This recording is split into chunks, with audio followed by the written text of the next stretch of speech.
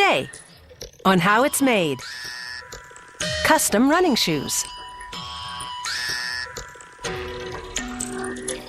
Axes.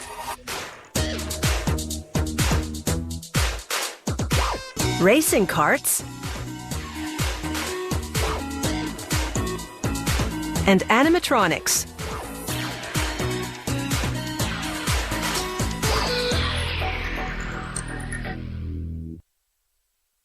Poorly fitted shoes can ruin a runner's day. They can compromise the runner's gait and lead to injuries.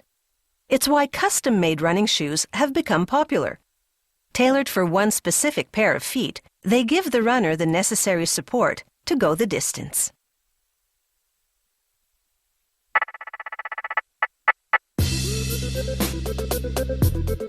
Thanks to the use of synthetic materials, the running shoe is more lightweight and flexible than ever before. Customizing these shoes takes the concept one step further.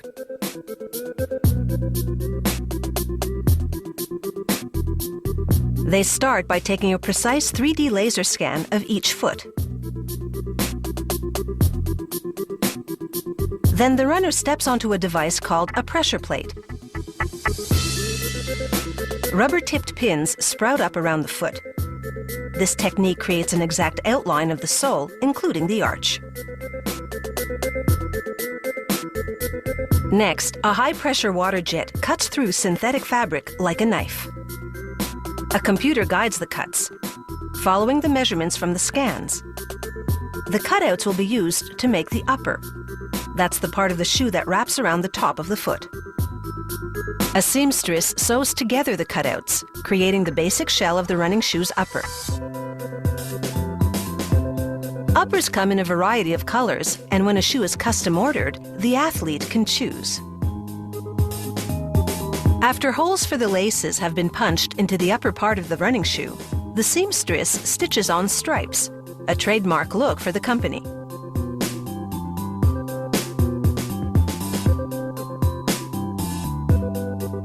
She sews the tongue and a fabric inner sole to the upper, using rounded stitching that will prevent fraying.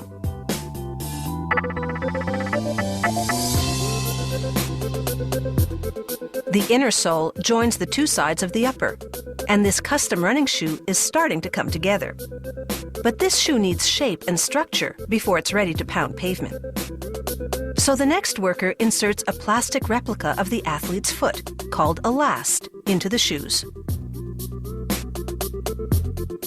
She glues fabric to the heel of each shoe and then pounds and presses it to ensure the fabric adheres.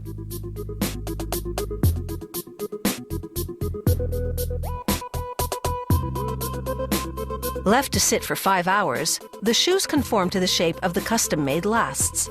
But if the measurements are even slightly off, they'll scrap the shoe and start again. It's time for the foam midsoles. The worker cuts the foam with dies based on the individual's feet. The foam is dual density for maximum performance. He sands each midsole, beveling the tips. This will make for a smoother landing when the foot hits the ground. The outsoles are next. The worker sculpts these treaded rubber soles along the same lines as the midsoles, so they'll fit together perfectly. He glues the mid and outer soles together.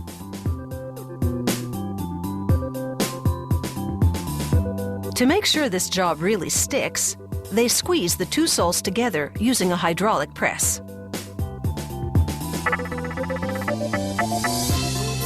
In a custom shoe, the athlete can also choose the tread. A deeper tread is more appropriate for trail running, and a shallower one will grip pavement better.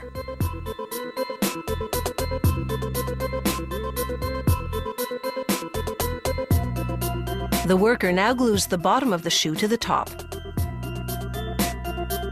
The sole is made a little larger than the fabric upper, which allows her to fold it around the upper for a neat finish.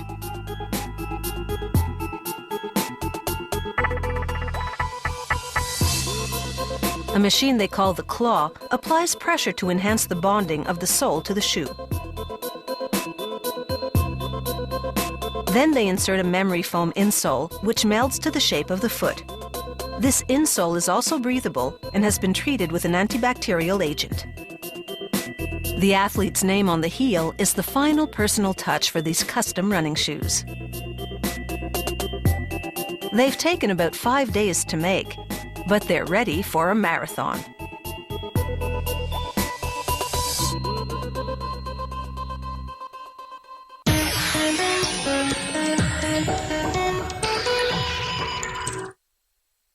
Ever since primitive times, humans have been using axes to chop wood.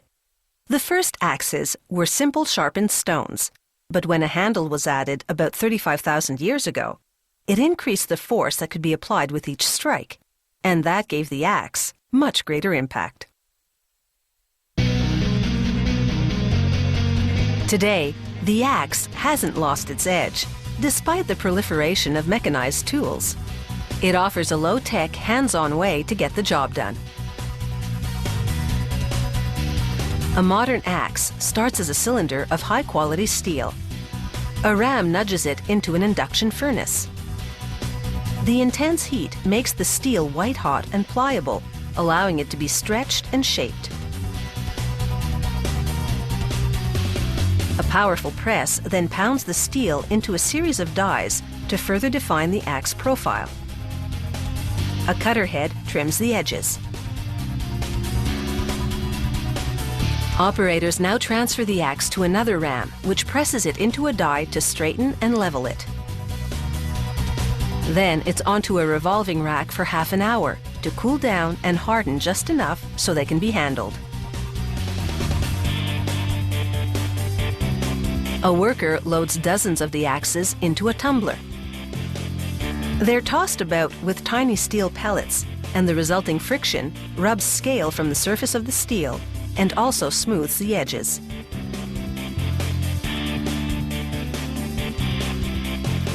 Then this worker presses the back of the axe head against a sanding belt to bevel the edges.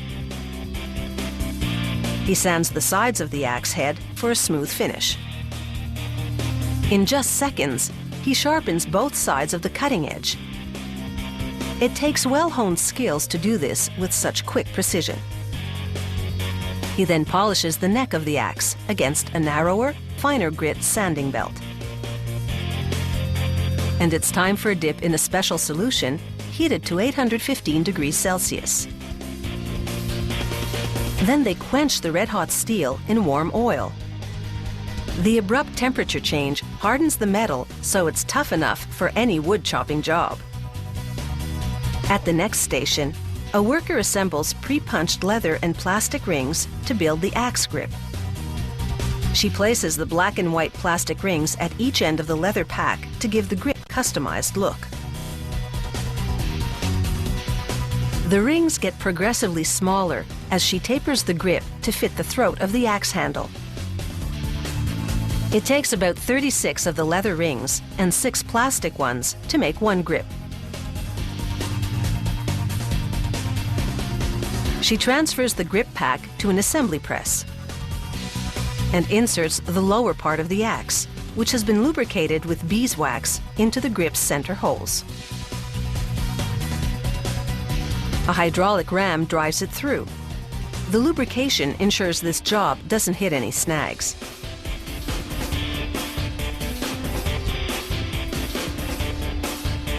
She now flattens metal prongs at the base of the handle to secure the grip.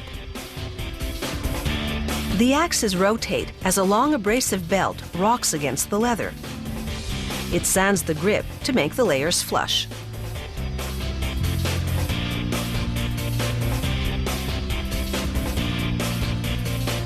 A worker finishes off the job with a final sanding.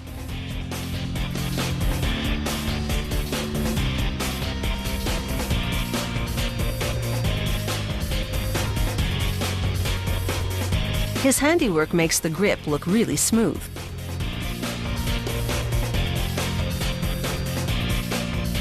A dip in clear lacquer brings out the grain of the various pieces of leather, and they appear to merge into one.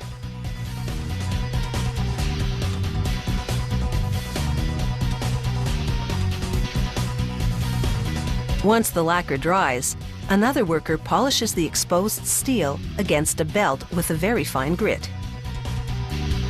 The result is a glossy sheen that ensures this axe will definitely look good on the job.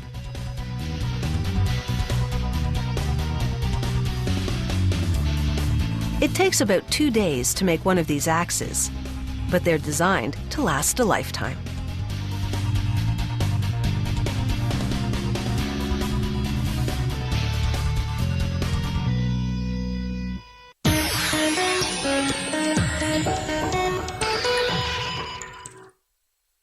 Kart racing is an international motorsport that has a huge following, especially in Europe.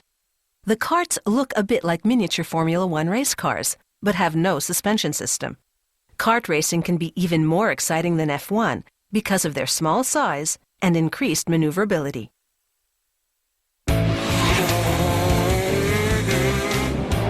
This Italian-made racing kart, with its one-cylinder 125cc engine, reaches speeds of 180 kilometers per hour.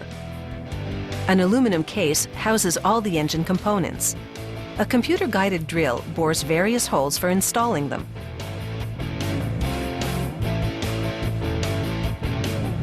First in, the engine's 6 steel gears. Each gear is actually comprised of several gears.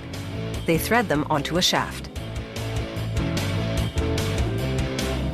Then everything goes into the gearbox.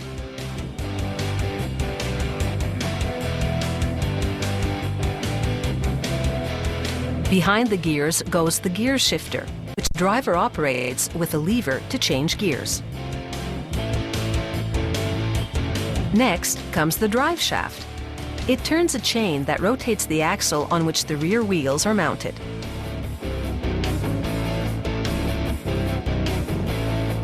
On the other side of the engine case, they install the drive shaft gears. These ensure the shaft rotates at a stable and controlled rate. The red markings help the technicians align the gears. The clutch cover closes up the gearbox. The clutch's main housing, called the drum, contains the clutch discs. These discs transmit crankshaft motion to the gearbox, which turns the drive shaft, which moves the chain that rotates the rear wheels. Thick steel springs grip and release the clutch discs. This flapped component, called the lamellae pack, controls how much fuel enters the engine. Stepping on the acceleration pedal creates a vacuum that opens the flaps and sucks in more fuel. The cylinder houses the piston that rotates the crankshaft. This engine head seals the cylinder in which the combustion cycle occurs. The ignition goes on the left side of the engine. The engine is now finished and ready for a bench test.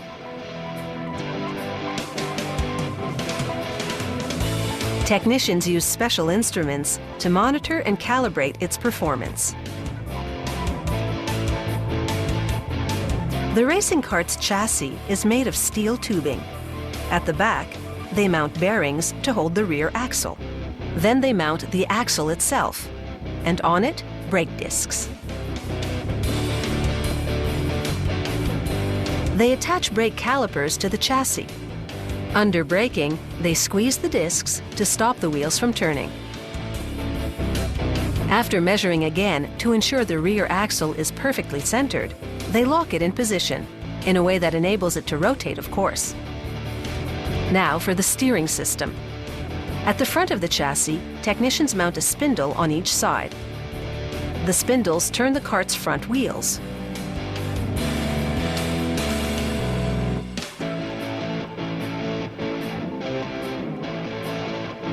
Once technicians fasten the steering column up top, they connect tie rods to the spindles.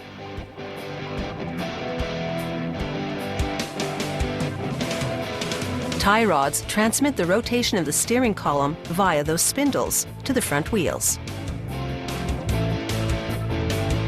Next, technicians mount 2 spring-loaded pedals in front of the chassis.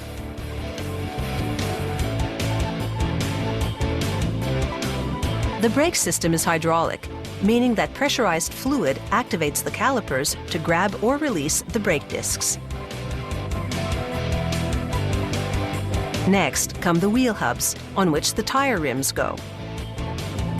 Then the engine, followed by the tires, and a fiberglass driver's seat, which, due to the lack of suspension, lets the driver feel every inch of the track. Finally, the steering wheel, and a data recording device that tracks everything from speed and lap time to tire and exhaust temperatures.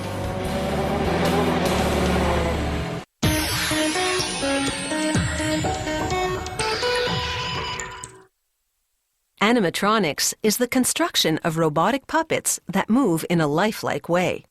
You often see animatronic characters in science fiction movies, as well as theme parks and carnivals. Please be advised that this segment contains images which may not be suitable for younger viewers.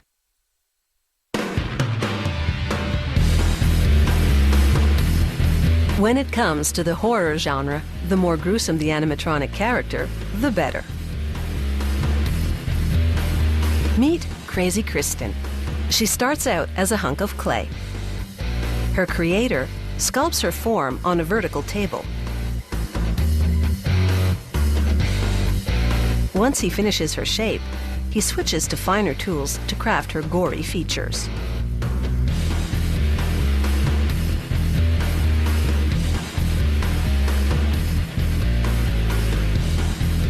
He uses water and a sponge to give her skin a realistic texture.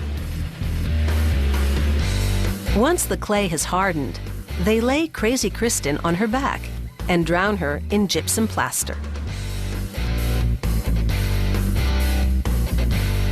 In an hour or so, the plaster sets, and they remove the sculpture, creating a mold from which they'll produce multiple Crazy Kristins. The mold is quite heavy, so for easier handling, they sever the body in two. Then they fill each mold cavity with liquid latex rubber. A 3mm skin soon hardens against the mold cavity wall. They suction out the remaining liquid latex. Meanwhile, they weld together a steel skeleton, a grate for her rib cage, a strip for her spine, chains for her arm bones, ball bearings for her joints, and steel-reinforced rubber for her neck.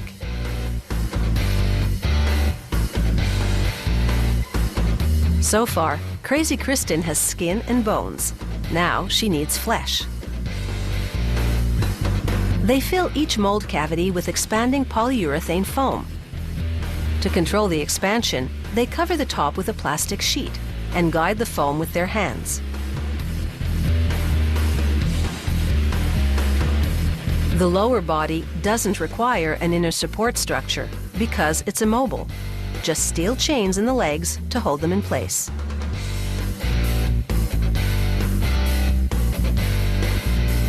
Once the foam hardens, it's safe to extract Crazy Kristin's body from the molds.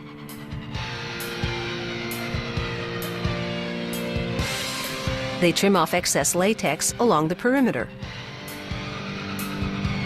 Then sit her upper body on a large swiveling ball bearing mounted on a vertical metal base. They insert a pair of rods through holes in the base. Each rod is bolted to a plate sitting on those ball bearing joints in her skeleton. The other end gets welded to the base.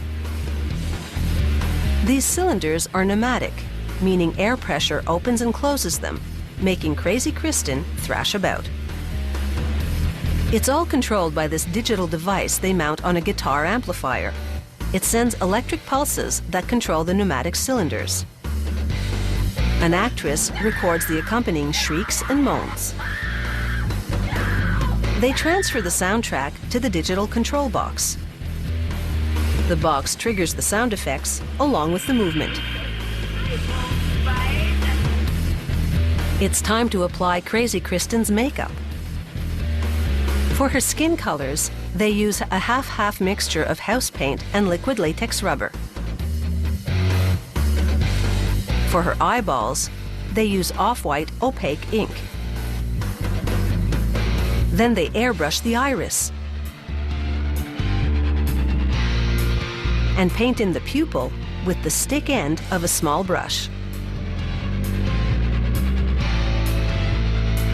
A few veins with a red pen, airbrushed ink on her mouthguard, and finally, clear epoxy over her eyeballs to make them glassy.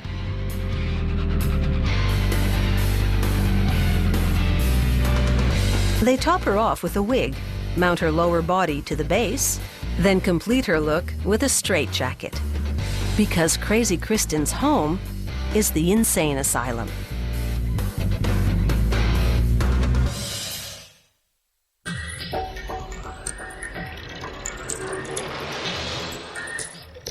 If you have any comments about the show, or if you'd like to suggest topics for future shows, drop us a line at www.howithasmade.net.